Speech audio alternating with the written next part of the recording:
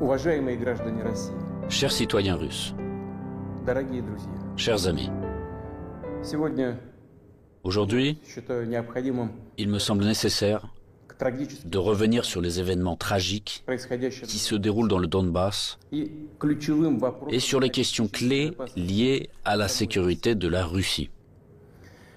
Начну с того, о чем говорил. Je vais commencer par ce que j'ai dit dans mon discours du 21 février de cette année. Речь о том, что вызывает у нас Je me réfère à ce qui nous préoccupe particulièrement, о тех à savoir les menaces fondamentales que font peser sur notre pays de manière démesurée et arrogante, pas à pas, année après année, les hommes politiques occidentaux irresponsables. Il s'agit de l'expansion de l'OTAN vers l'Est, du fait que ces infrastructures militaires s'approchent des frontières de la Russie. On sait très bien que depuis 30 ans, nous nous efforçons, avec persistance et patience, de parvenir à un accord avec les principaux pays de l'OTAN sur les principes de sécurité égale et indivisible en Europe. En réponse à nos propositions, ça n'a toujours été que soit des tromperies et des mensonges cyniques, ou des tentatives de pression et de chantage, alors que l'Alliance Atlantique, malgré toutes nos protestations et préoccupations, ne cesse de s'élargir. La machine de guerre est en marche, et, je le répète, elle s'approche très près de nos frontières. Pourquoi tout cela arrive-t-il? Pourquoi cette attitude arrogante consistant à parler dans l'optique de sa propre exclusivité, infaillibilité et permissivité? D'où vient cette attitude indifférente et dédaigneuse à l'égard de nos intérêts et de nos demandes absolument légitimes? La réponse est claire. Tout est clair et évident. L'Union soviétique s'est affaiblie à la fin des années 80, puis elle s'est effondrée. Tout ce qui s'est passé à l'époque est une bonne leçon pour nous aujourd'hui. Cela a mis en exergue que la paralysie du pouvoir et de la volonté est le premier pas vers la dégradation complète et l'oubli. Dès que nous avons perdu notre confiance en nous-mêmes, un certain temps, l'équilibre des pouvoirs dans le monde a été rompu. Cela a conduit à une situation où les traités et accords existants ne sont plus réellement en vigueur. La persuasion et les demandes n'ont aucun effet. Tout ce qui ne convient pas aux détenteurs de l'hégémonie, aux grands de ce monde, est qualifié d'archaïque, obsolète et inutile. Et inversement, tout ce qui leur semble avantageux est présenté comme la vérité ultime, est imposé à tout prix, de manière insolente, par tous les moyens. Ceux qui ne sont pas d'accord finissent à genoux. Ce dont je parle maintenant ne concerne pas seulement la Russie, et nous ne sommes pas les seuls à être préoccupés par cela. Il s'agit de l'ensemble du système de relations internationales, et parfois même les alliés des États-Unis eux-mêmes. Après l'effondrement de l'URSS, le monde a été de fait remodelé et les normes établies du droit international, dont les principales, fondamentales, ont été adoptées à la fin de la Seconde Guerre mondiale et ont largement consolidé ces résultats, ont commencé à gêner ceux qui se sont déclarés vainqueurs de la guerre froide. Bien sûr, dans la vie pratique, dans les relations internationales, dans les règles pour les organiser, il était nécessaire de prendre en compte les changements de la situation dans le monde et de l'équilibre même des forces. Mais cela aurait dû être fait de manière professionnelle, progressivement, avec patience, en prenant en compte et en respectant les intérêts de tous les pays, et en pleine conscience de leurs responsabilités. Or non, en raison de l'euphorie due à la supériorité absolue, d'une sorte de forme moderne d'absolutisme, et dans le contexte d'un faible niveau de culture générale et de fatuité de ceux qui ont préparé, pris et promu des décisions qui étaient rentables uniquement pour eux-mêmes, la situation a pris une tournure différente. Voici des exemples tout trouvés. Tout d'abord, sans aucune autorisation du Conseil de sécurité de l'ONU, ils ont mené une opération militaire sanglante contre Belgrade. Ils ont utilisé des avions, des missiles en plein cœur de l'Europe. Plusieurs semaines de bombardements continus sur des villes pacifiques, sur des infrastructures vitales. Il est nécessaire de rappeler ces faits, car certains collègues occidentaux n'aiment pas se souvenir de ces événements. Et quand nous en parlons, ils préfèrent faire référence non pas aux normes du droit international, mais aux circonstances qu'ils interprètent comme ils l'estiment nécessaires. Puis est venu le tour de l'Irak, de la Libye et de la Syrie. L'utilisation illégitime de la force militaire contre la Libye, la dénaturation de toutes les décisions du Conseil de sécurité de l'ONU sur la question libyenne ont conduit à la destruction complète de l'État, au fait qu'un énorme foyer de terrorisme international est apparu, au fait que le pays s'est trouvé plongé dans une catastrophe humanitaire dans l'abîme de la guerre civile qui a duré plusieurs années et se poursuit encore, la tragédie à laquelle des centaines de milliers, des millions de personnes ont été condamnées, non seulement en Libye, mais dans toute cette région, a provoqué un exode migratoire massif de l'Afrique du Nord et du Moyen-Orient vers l'Europe. Un sort similaire a été réservé à la Syrie. Les opérations militaires de la coalition occidentale sur le territoire de ce pays, sans le consentement du gouvernement syrien et sans la sanction du Conseil de sécurité de l'ONU, ne sont rien d'autre qu'une agression, une intervention. Cependant, l'invasion de l'Irak, qui n'avait aucun fondement juridique non plus, occupe une place particulière.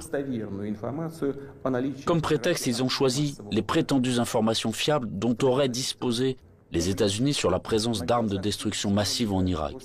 Pour preuve, le secrétaire d'État américain agitait publiquement devant le monde entier un tube rempli de poudre blanche assurant tout le monde qu'il s'agissait d'une arme chimique en cours de développement en Irak. Et puis il s'est avéré que tout cela était une manipulation, du bluff. Il n'y avait pas d'armes chimiques en Irak. C'est incroyable. Surprenant, mais le fait est là. Il y a eu des mensonges au plus haut niveau étatique et du haut de la tribune de l'ONU. Et en conséquence de cela, il y a eu des sacrifices énormes, des destructions, une progression incroyable de terrorisme. En fait, on a l'impression que pratiquement partout, dans de nombreuses régions dans le monde, là où l'Occident vient mettre en place son ordre, cela se termine en blessures sanglantes qui ne cicatrisent pas, en plaies que sont le terrorisme international et l'extrémisme. Tout ce que j'ai évoqué en est l'exemple le plus flagrant, mais ce n'est en aucun cas le seul exemple du mépris du droit international. S'ajoutent à cela les promesses faites à notre pays de ne pas étendre l'OTAN d'un pouce vers l'Est. Je le répète, ils ont menti, ou en termes populaires, ils nous ont tout simplement arnaqués. Oui, on entend souvent dire que la politique est quelque chose de sale, peut-être, mais quand même pas à ce niveau-là. Après tout, un tel comportement de tricheur contredit non seulement les principes des relations internationales, mais surtout les normes de moralité et d'éthique généralement reconnues. Où sont la justice et la vérité ici? Ce ne sont que des mensonges et de l'hypocrisie.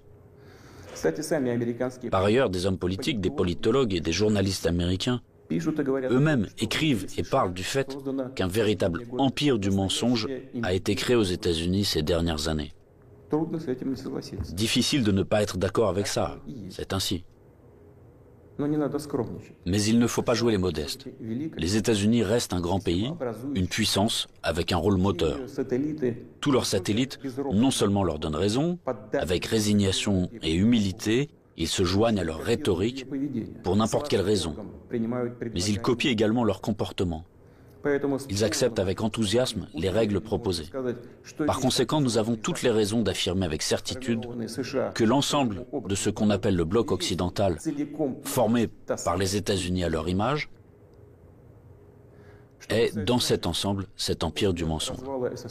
Quant à notre pays, après l'effondrement de l'URSS, malgré toute l'ouverture sans précédent de la nouvelle Russie moderne, la volonté de coopérer honnêtement avec les États-Unis et d'autres partenaires occidentaux, et dans les conditions d'un désarmement quasi unilatéral, Ils ont immédiatement essayé d'aller jusqu'au bout, de nous achever, de nous détruire complètement. C'est exactement ce qui s'est passé dans les années 90, au début des années 2000, lorsque l'Occident, dit collectif, a soutenu très activement le séparatisme et les gangs de mercenaires dans le sud de la Russie. Quels sacrifices, quelles pertes, tout cela nous a-t-il alors causé? Quelles épreuves avons-nous dû traverser avant de briser définitivement le terrorisme international dans le Caucase? Nous nous en souvenons et nous ne l'oublierons jamais. En fait, jusqu'à récemment, ils n'ont cessé de chercher à nous utiliser dans leurs propres intérêts, de détruire nos valeurs traditionnelles, de nous imposer leurs pseudo-valeurs, ce qui nous consumerait, nous, notre peuple, de l'intérieur.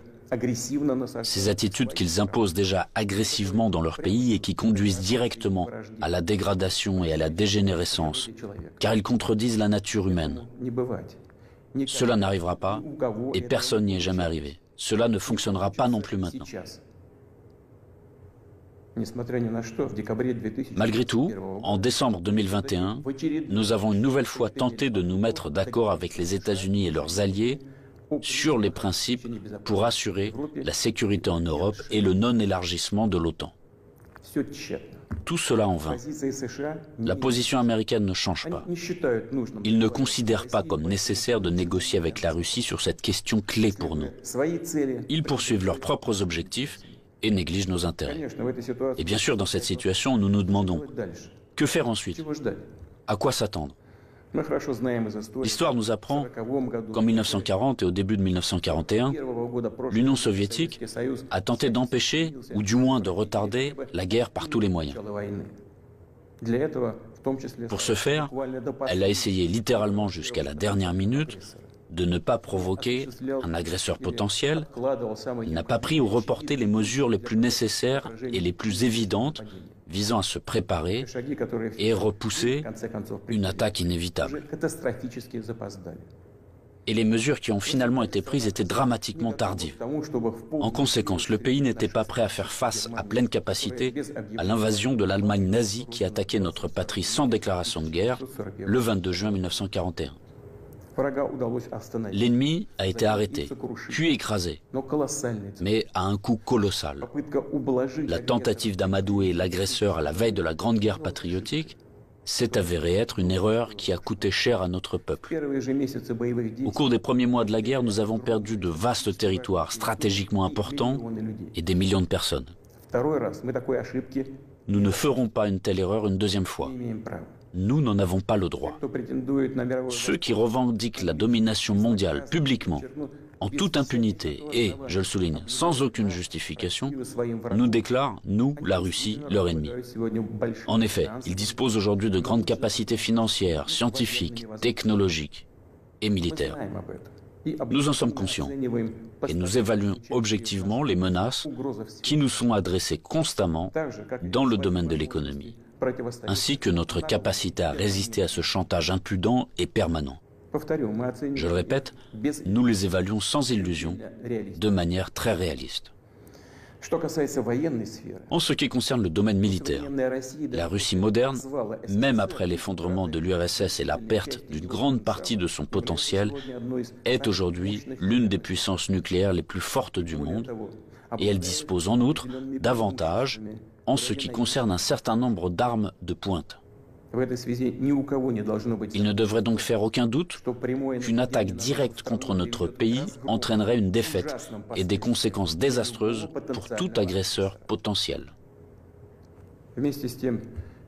Cependant, les technologies, y compris en matière de défense, évoluent rapidement. Le leadership dans ce domaine a changé et changera encore demain, tandis que la conquête militaire des territoires adjacents à nos frontières, si nous laissons cela se produire, se poursuivra pendant des décennies, ou peut-être pour toujours. Et cela constituera une menace toujours plus grande et totalement inacceptable pour la Russie. Aujourd'hui même, alors que l'OTAN s'étend vers l'Est, la situation pour notre pays se dégrade et devient chaque année plus dangereuse. En outre, ces derniers jours, les dirigeants de l'OTAN ont explicitement évoqué la nécessité d'accélérer, de forcer l'avancée des infrastructures de l'Alliance vers les frontières de la Russie. En d'autres termes, ils renforcent leur position. Nous ne pouvons plus nous contenter de regarder ce qui se passe. Ce serait complètement irresponsable de notre part. La poursuite de l'expansion de l'infrastructure de l'Alliance Atlantique, la conquête militaire des territoires de l'Ukraine qui a commencé, tout cela est inacceptable pour nous. Le problème, bien sûr, ce n'est pas la structure de l'OTAN elle-même. Elle n'est qu'un instrument de la politique étrangère des États-Unis. Le problème est que sur les territoires qui nous sont adjacents, je vous le fais remarquer, sur nos propres territoires historiques, une anti-Russie est en train d'être créée, qui a été placée sous un contrôle extérieur total, qui est colonisée de manière active par les forces armées des pays de l'OTAN, et où il y a un afflux d'armes les plus modernes. Pour les États-Unis et leurs alliés, il s'agit de ce qui est qualifié de politique de dissuasion de la Russie, de dividende géopolitique évident. Et pour notre pays, c'est finalement une question de vie ou de mort. La question de notre avenir historique en tant que peuple. Ce n'est pas une exagération, c'est la vérité. C'est une menace réelle, non seulement pour nos intérêts, mais pour l'existence même de notre État, pour sa souveraineté. C'est cette même ligne rouge dont on a parlé à plusieurs reprises. Ils l'ont franchie. Par conséquent, il faut parler de la situation dans le Donbass. Nous voyons que les forces qui ont effectué un coup d'État en Ukraine en 2014 ont pris le pouvoir et le conservent, de fait, à l'aide de procédures électorales décoratives et ont finalement renoncé à un règlement pacifique du conflit. Pendant 8 années infiniment longues, nous avons fait tout notre possible pour que la situation soit résolue par des moyens pacifiques et politiques. Tout cela en vain. Comme je l'ai dit dans mon précédent discours, on ne peut pas regarder sans compassion ce qui se passe là-bas. Il n'était tout simplement plus possible de supporter tout cela. Il était nécessaire de mettre fin immédiatement à ce cauchemar, au génocide des millions de personnes qui y vivent, dont le seul espoir est la Russie, dont le seul espoir est en nous.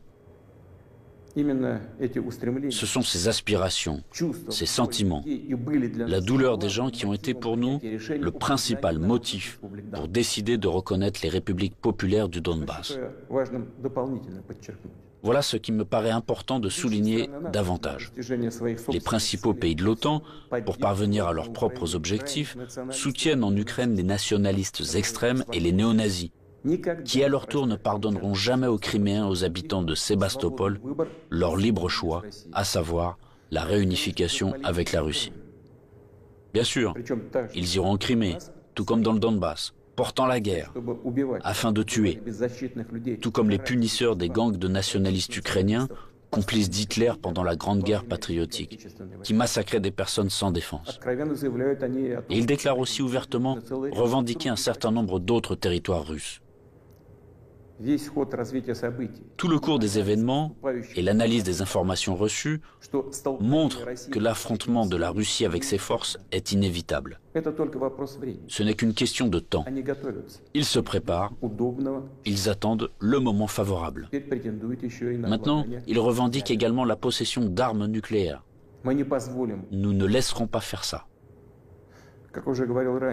Comme je l'ai déjà mentionné auparavant, après l'effondrement de l'URSS, la Russie a accepté de nouvelles réalités géopolitiques. Nous respectons et nous traiterons avec respect tous les pays nouvellement formés dans l'espace post-soviétique. Nous respectons et respecterons leur souveraineté, comme en témoigne l'aide que nous avons apportée au Kazakhstan, qui a fait face à des événements tragiques et à un défi lancé à son statut d'État et à son intégrité. Mais la Russie ne peut pas se sentir en sécurité, se développer, exister avec une menace constante venant du territoire de l'Ukraine contemporaine. Je rappelle que dans les années 2000-2005, nous avons riposté militairement aux terroristes du Caucase, défendu l'intégrité de notre État, préservé la Russie. En 2014, nous avons soutenu les Criméens et les résidents de Sébastopol. En 2015, nous avons utilisé les forces armées pour mettre un obstacle sûr à l'infiltration de terroristes de Syrie en Russie. Nous n'avions pas d'autre moyen de nous protéger. La même chose se produit à l'heure actuelle. On ne nous a tout simplement pas laissé d'autres possibilités de protéger la Russie, notre peuple, à l'exception de celles que nous devrons utiliser aujourd'hui. Les circonstances exigent que nous prenions des mesures décisives et immédiates. Les républiques populaires du Donbass ont demandé de l'aide à la Russie.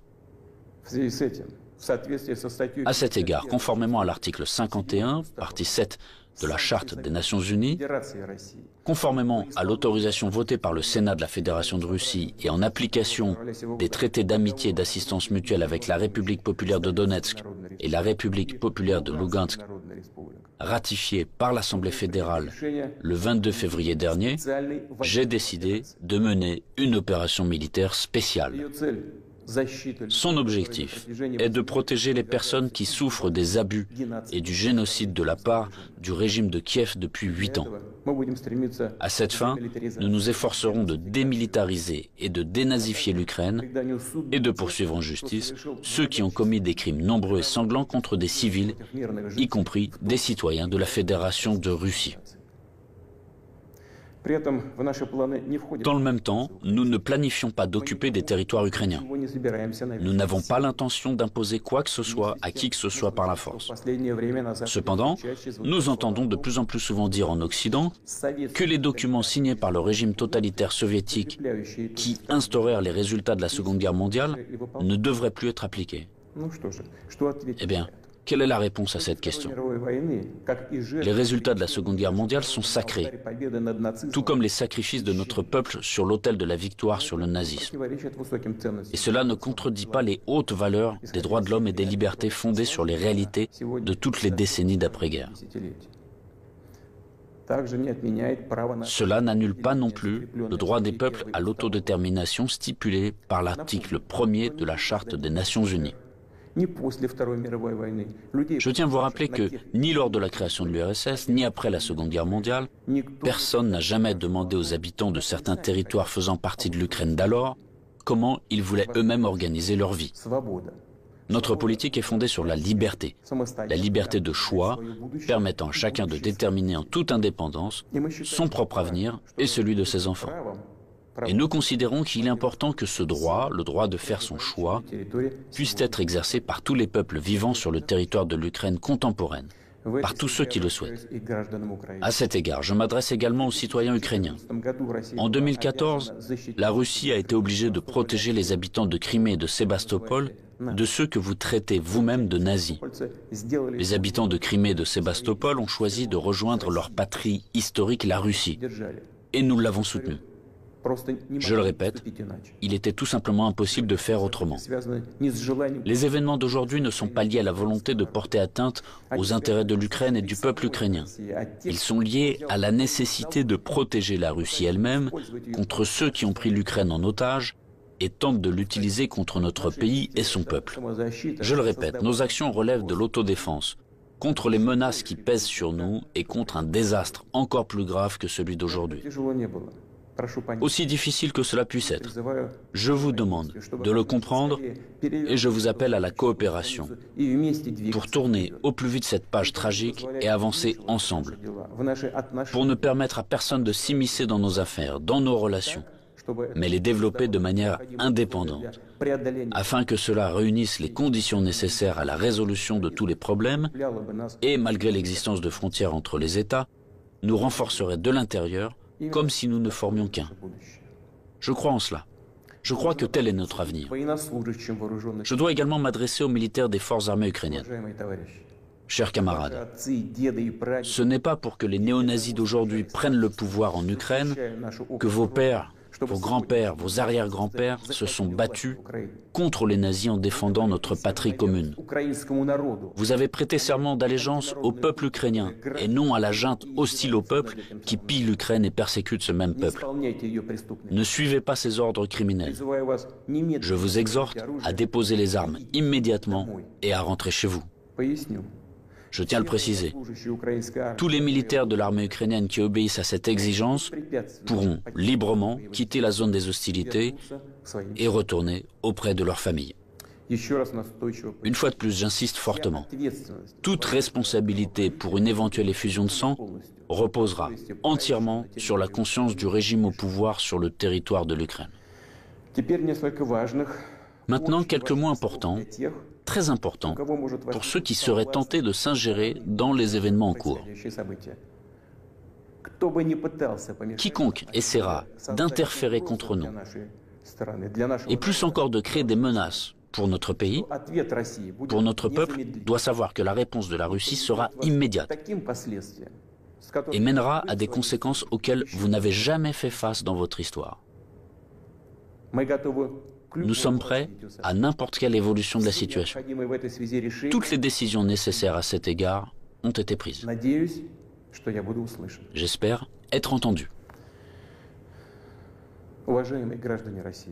Chers citoyens russes, le bien-être, l'existence même d'États et de peuples entiers, leur succès, leur viabilité, trouvent toujours leur origine dans le puissant système des racines englobant leur culture et leurs valeurs.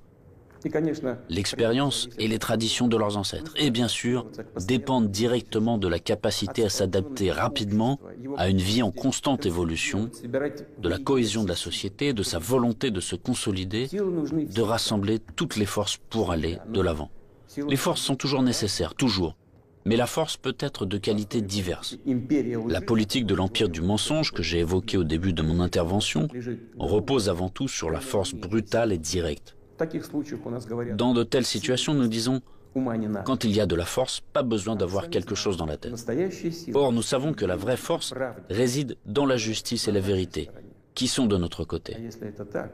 Et s'il en est ainsi, alors il est difficile de ne pas être d'accord avec le fait que c'est la force et la volonté de se battre qui sont les fondements de l'indépendance et de la souveraineté, les fondations nécessaires et uniquement sur lesquelles on peut construire son avenir de manière fiable, construire sa maison, fonder sa famille, sa patrie. Chers compatriotes, je suis convaincu que les soldats et les officiers des forces armées russes fidèles à leur pays accompliront leur devoir avec professionnalisme et courage. Je ne doute pas que tous les niveaux du pouvoir et les spécialistes responsables de la stabilité de notre économie, du système financier et du domaine social, ainsi que les dirigeants de nos entreprises et tous les milieux d'affaires russes travailleront d'une manière harmonieuse et efficace.